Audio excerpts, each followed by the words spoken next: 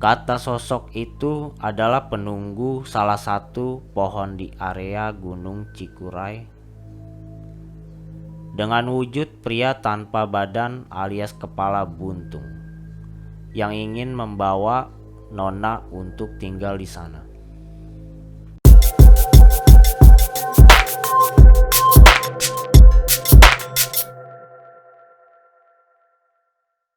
Assalamualaikum warahmatullahi wabarakatuh. Kembali lagi bersama Urban Misteri. Seperti biasa, saya akan membacakan sebuah kiriman cerita misteri dari sahabat Urban yang bernama Bang Ivan. Kali ini ia menceritakan sebuah kisah misterinya saat mendaki Gunung Cikuray via Bayongbong. Gimana keseruannya? Langsung aja.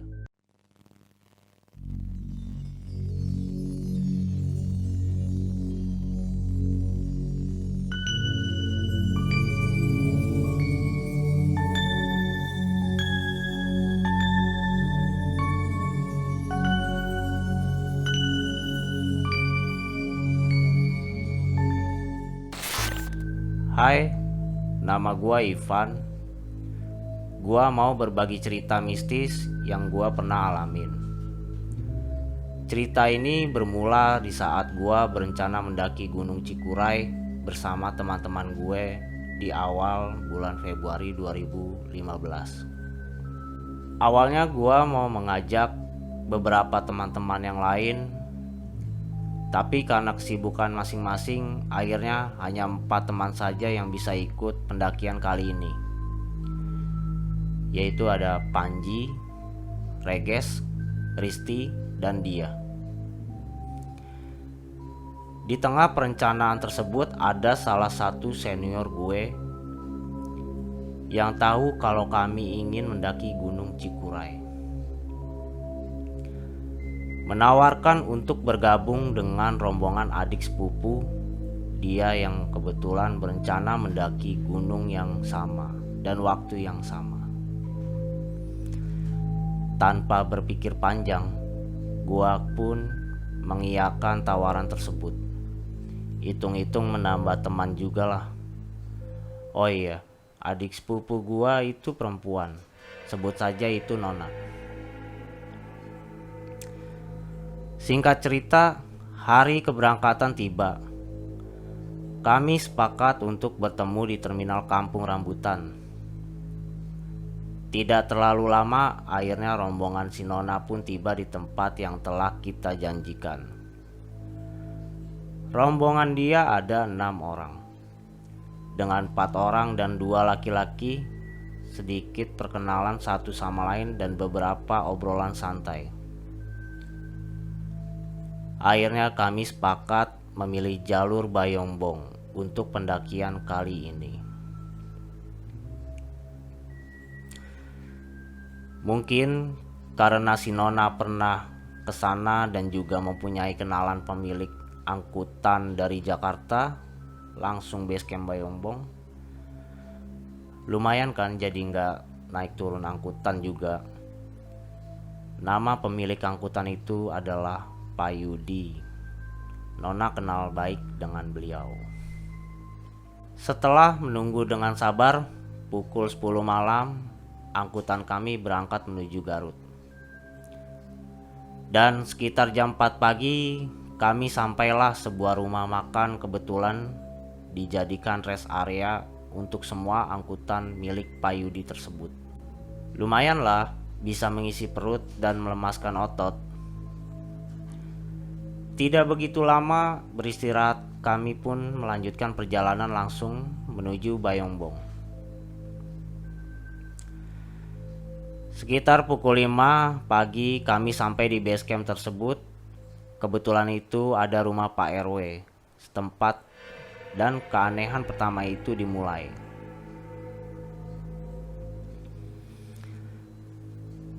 Di mana saat kami sampai di sana, Pak RW itu pun kaget kalau kedatangan si Nona dan langsung mengabari beberapa petugas di sana untuk merubah kondisi menjadi siaga 1. Tidak cuma itu, Pak RW pun mengutus salah satu petugas untuk membackup rombongan kami.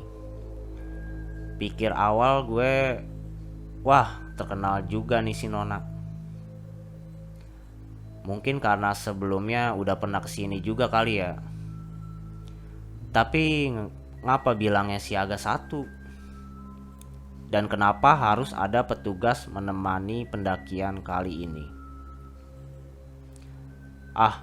Tanpa berpikir panjang, gue memilih packing ulang perlengkapan gue. Di tengah asik packing, ada seorang petugas menghampiri gue, mengajak perkenalan. Kang Ade namanya.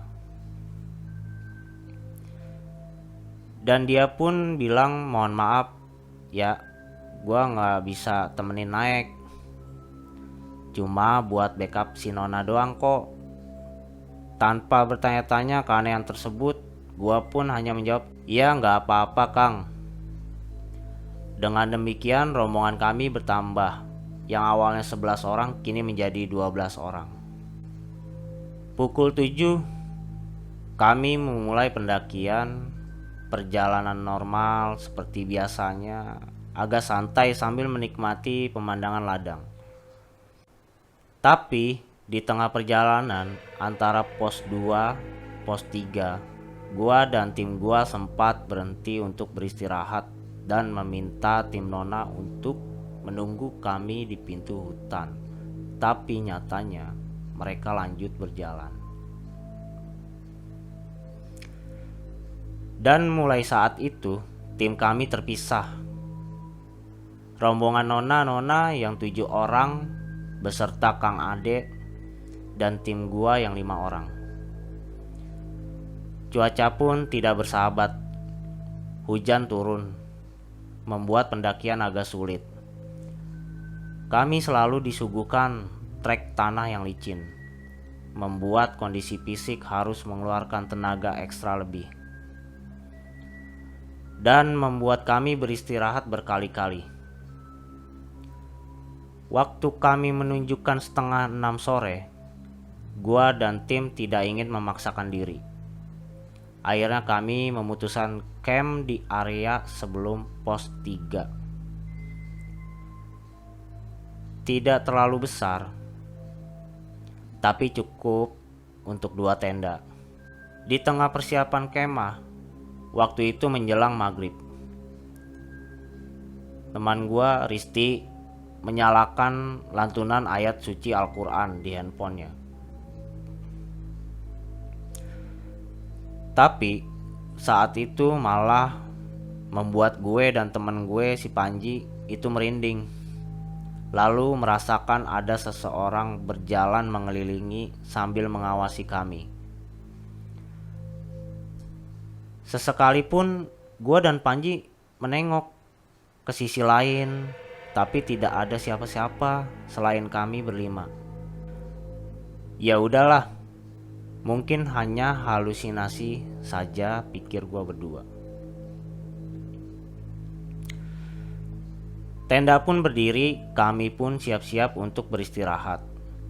Malam itu ada sedikit gangguan yang dimana gue mengira 2 kawan gue yang berada di tenda sebelah, Panji dan Reges, itu sedang berbalas dengkuran alias ngorok.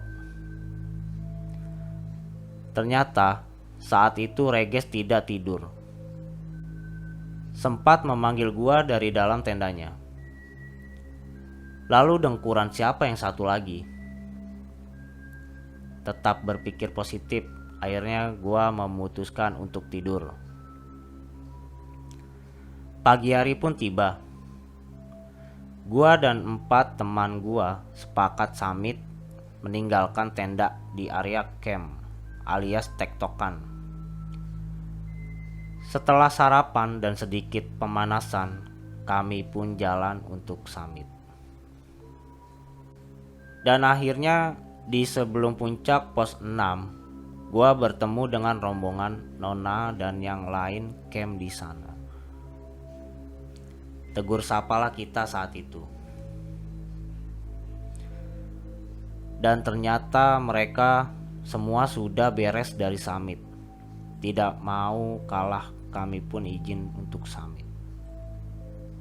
Beberapa menit di puncak untuk berfoto-foto, kami pun turun kembali ke camp rombongan Nona yang kali ini sedang sibuk memasak. Dan gue pun mampir tak lama sekedar izin langsung turun untuk packing dan tidak lupa memberi info kalau kita nunggu di camp area kita untuk turun bareng. Sampai di tempat camp, kami pun berbagi tugas. Ada yang merapikan alat dan masak. Setelah makan siap, tim Nona tiba di area camp kami. Ternyata lebih cepat dari yang kami bayangkan. Tawaran demi tawaran kami lontarkan. Tapi semua jawabannya sama, yaitu tolakan dan lebih memilih untuk turun lebih cepat. Saat itu gue pun sadar, apalagi gue ngeliat gelagat Nona yang sudah memulai aneh, dengan tatapan kosong dan badan agak lemas. Tanpa menahan lama, gue pun nyuruh Kang Ade untuk membawa Nona berserta rombongan turun lebih dahulu. Biar nanti gua dan tim menyusulnya. Tanpa berpikir lama, Kang Ade membawa turun Nona beserta rombongannya. Setelah 1 jam rombongan yang lain turun, kami pun menyusulnya. Cuaca kembali tidak bersahabat. Kali ini menemani kami turun,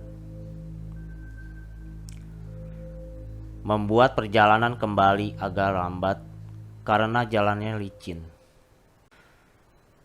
sehingga membuat gue dan tim harus keluar hutan pukul 5 sore. Sesampai di pos 2, kami pun tak bertemu rombongan Nona dan kawan-kawan. Setelah beristirahat, kami melanjutkan perjalanan untuk turun lagi. Target kami itu maghrib di pos 1, tapi sayang kami harus merasakan maghrib di pertengahan menuju pos 1. Walau keadaan masih gerimis, kami tetap memutuskan istirahat. Selepas maghrib, kami lanjut kembali perjalanan turun. Sialnya di situ kami salah ambil jalur. Ternyata menuju pos 1 ada 2 akses, yaitu jalur atas dan bawah. Waktu itu gua mengambil jalur bawah. Akhirnya mau gak mau tetap kami lanjutkan. Di situ gua mikir, sama aja kok. Di tengah perjalanan, gua melihat di jalur atas ada petugas pemandu orang. Keadaannya seperti orang kesurupan berteriak-teriak sambil meronta-ronta. Jalur telah kembali menyatu. Akhirnya kami bertemu dengan rombongan petugas yang mengevakuasi tersebut.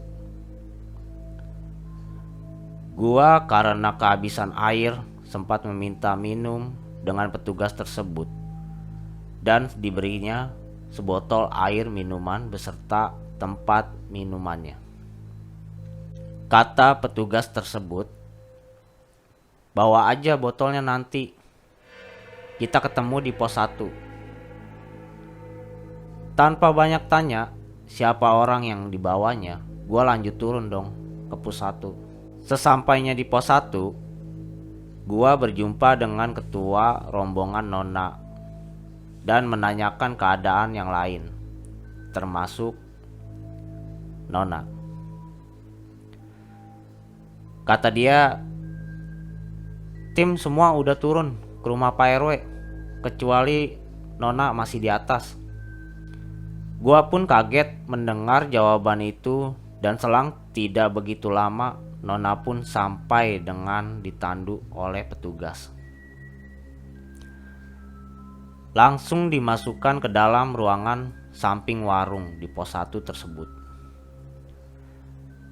Dengan keadaan yang sama, yaitu kesurupan, Gua hanya bisa menunggu di luar dengan yang lain. Tetapi karena rasa khawatir dan peduli, gua pun memutuskan untuk masuk ke ruangan tersebut dengan Risti. Di dalam, gua ngeliat si Nona berteriak-teriak dengan mata melotot, dan sempat gua sapa dia mengajaknya pulang, tapi dengan nada tinggi dia membalas dengan bilang tidak mengenal siapa gua dan menyuruh gua keluar dari ruangan tersebut karena membuat dia panas. Melihat keadaan makin memburuk, Kang Ade pun akhirnya turun tangan. Ternyata Kang Ade itu bisa mengobati orang kesurupan. Sebelum mengobati, Kang Ade sempat berdialog dengan sosok yang masuk di tubuh Nona. Kata sosok itu adalah penunggu salah satu pohon di area Gunung Cikuray, dengan wujud pria tanpa badan alias kepala buntung, yang ingin membawa Nona untuk tinggal di sana. Akhirnya, dengan gerakan tangan seperti pada umumnya, yaitu menggentak, Nona pun tiba-tiba lemas seperti orang pingsan. Akhirnya gue tahu mengapa Kang Ade yang diutus Pak RW untuk mengawal si Nona. Tapi tidak begitu lama si Nona kembali bangkit dengan keadaan kesurupan lagi. Kali ini sosok lain,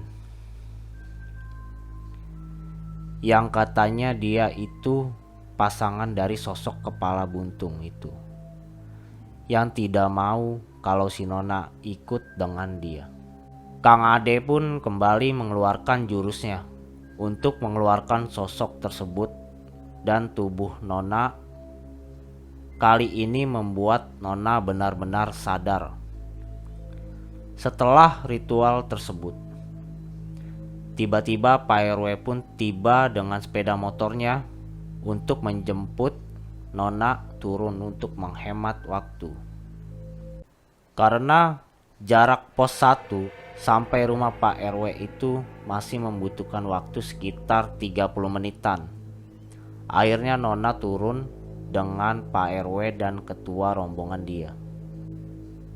Karena yang lain masih mau beristirahat dengan petugas yang lain, gua akhirnya memutuskan untuk turun lebih dulu untuk menyusul si Nona.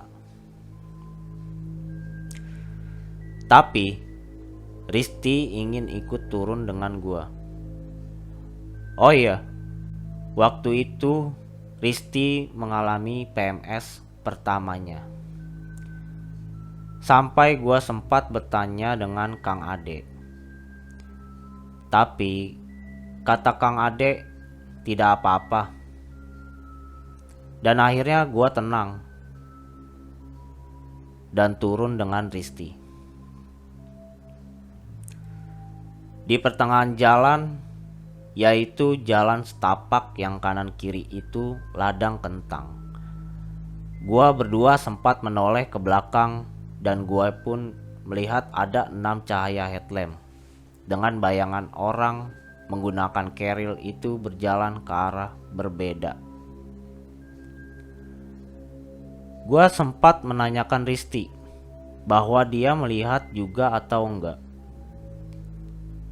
Risti pun mengiyakan bahwa dia melihat juga. Dan kami berdua sepakat tidak ada jalur lagi kecuali jalur yang kami pakai.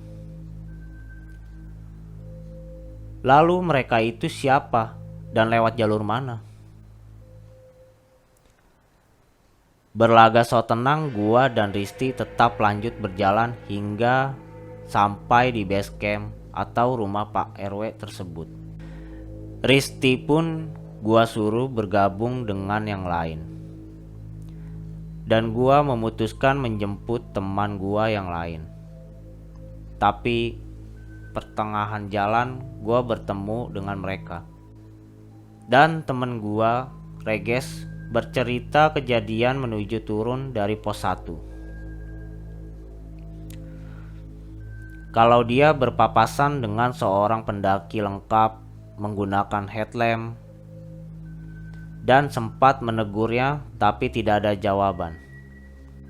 Reges coba memastikan pendaki tersebut dengan menutup cahaya headlampnya dengan tangan lalu menoleh ke belakang. Alhasil, pendaki tersebut itu tidak ada alias hilang. Sadar kalau itu bukan pendaki, Reges pun tiba-tiba mual seperti orang yang ingin muntah.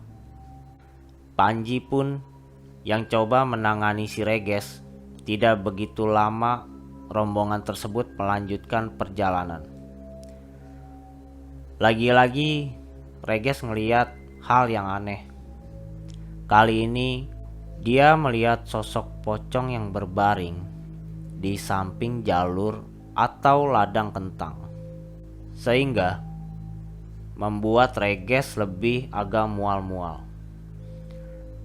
Panji pun lebih mengajak Reges agar lebih cepat turunnya, dan bertemulah kami di jalur itu dan melanjutkan turun ke base camp bersama-sama. Sesampai di base camp, gua agak tenang, apalagi melihat semua tim sudah kumpul dan Nona dalam keadaan normal kembali.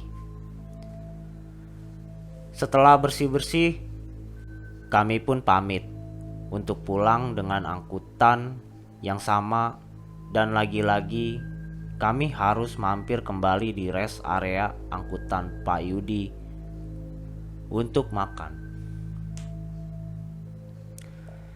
Setelah isi perut, gua pun keluar untuk ngerokok, dan kebetulan gua ngedengar obrolan para supir tentang jalur Bayongbong. Dengan rasa penasaran, gua pun coba bergabung. Saat itu para sopir membahas tentang sosok Nyiteng, yang kata siapa yang ke Cikuray via Bayongbong pasti bertemu dengan dia. Gua sempat bertanya sosok tersebut. Kata salah satu supir hanya menjelaskan sosok itu sesuai namanya, yaitu perempuan berwujud hitam. Terputus di situ, gua dan rombongan melanjutkan perjalanan menuju Jakarta. Dan alhamdulillah lancar. Sebelum subuh, kami sudah sampai di rumah masing-masing. Gua pikir masalah ini selesai, ternyata tidak. Gua yang saat itu terbangun dari tidur harus merasakan badan gua tidak bisa digerakkan seperti orang stroke. Tapi mulut tidak ngomong. Alhasil, gua manggil ibu gua untuk membantu. Ibu gua pun membantu gua dan bermodalkan daun sirih untuk menampar badan gua berkali-kali. Akhirnya badan gua bisa bergerak lagi. Masih dalam keadaan lemas, tiba-tiba Nona nelpon gua dan menanyakan, "Apa ada hal aneh yang lu alamin hari ini?" Gua pun menceritakan hal yang baru gua alamin. Lalu Nona menjelaskan bahwa gua ditempelin seorang laki-laki besar ikut di badan gua. Dan Risti di kaki sebelah kiri, ditambah lagi sosok wanita. Mendengar berita tersebut, akhirnya gua pun menanyakan kondisi Risti. Risti pun setuju. Berita itu menceritakan bahwa sesampainya di rumah itu mandi dan kembali ke kamarnya yang kebetulan itu berada di lantai 2. Sesampai di dalam kamar, Risti mendengar langkah kaki naik ke atas menuju kamarnya. Risti dengan rasa penasaran sempat membuka pintu kamarnya, tapi tidak ada siapa-siapa. Begitu terulang hingga malam ketiga, sampai akhirnya di tengah malam yang ketiga itu dia benar-benar melihat sosok wanita berambut panjang menutupi wajah di depan kamar dia.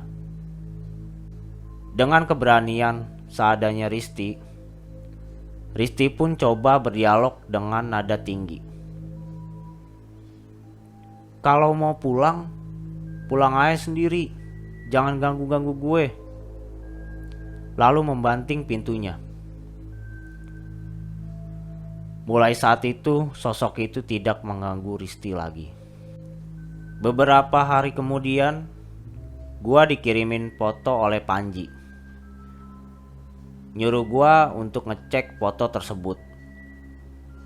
Foto itu saat gua dan 4 temen gua di area kemah. Di sana tertangkap sosok perempuan hitam dengan khas topi nona Belanda.